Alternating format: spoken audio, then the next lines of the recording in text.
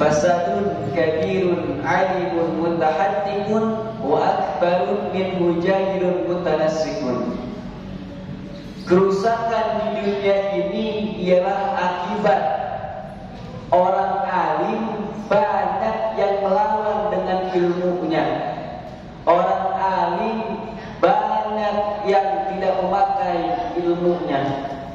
Dan yang paling besar lagi kerusakannya di muka bumi ini ialah ketika orang jahil, orang bodoh, ia mengatur urusan agama, ia mengatur urusan dunia, ia mengatur urusan pemerintahan, dan orang bodoh itu dijadikan sebagai orang alim. Dan terbukti pada zaman sekarang banyak orang-orang bodoh, orang-orang jahil itu dianggap sebagai orang alim. Dengan bermodalkan dia punya harta yang banyak, punya pesantren, punya nama, dijadikan sebagai orang alim. Sekarang sampai-sampai dikatakan gelarnya juga syekh. Tapi apa penyimpangan-penyimpangannya? Dia mengatakan bahwasannya Al-Quran itu bukan kalamullah, tapi kalam Nabi Muhammad SAW. Ini ialah penyimpangan yang sangat besar. Namun bagi orang awam itu dianggap sebagai dia itu sebagai pemimpin, sebagai syekh, sebagai orang yang alim. Padahal dia orang jahil.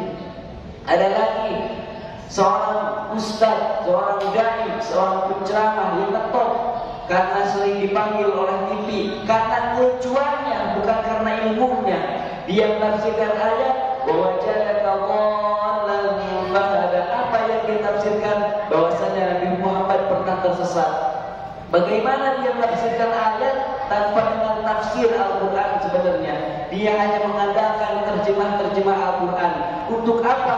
Kalau orang bisa menerjemahkan Al-Quran hanya dengan Al-Quran terjemah, untuk apa orang-orang mondok di pondok pesantren para jemaah rahimahumullah? Inilah akibat orang sekarang itu silau dengan kedudukan, silau dengan harta, silau dengan ketenaran. Akibatnya banyak orang yang tertipu dengan ketenaran.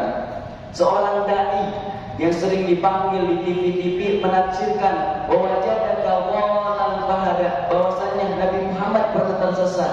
Padahal Nabi Muhammad itu seorang nabi yang maksum, tidak mungkin tersesat.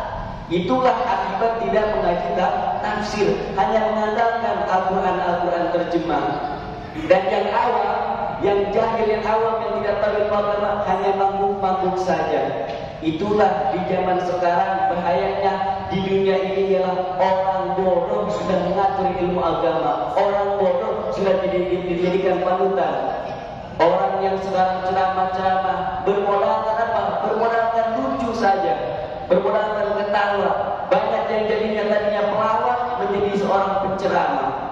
Para jamaah rahimahumullah, begitu banyak anak-anak pesantren yang mondok berpuluh-puluh tahun. Dia mungkin tidak terkenal, tapi keilmuannya sungguh sangat tidak diragukan lagi para jamaah rahimahumullah. Maka oleh karena itu kita jangan sampai salah pilih untuk dijadikan rujukan. Karena kenapa?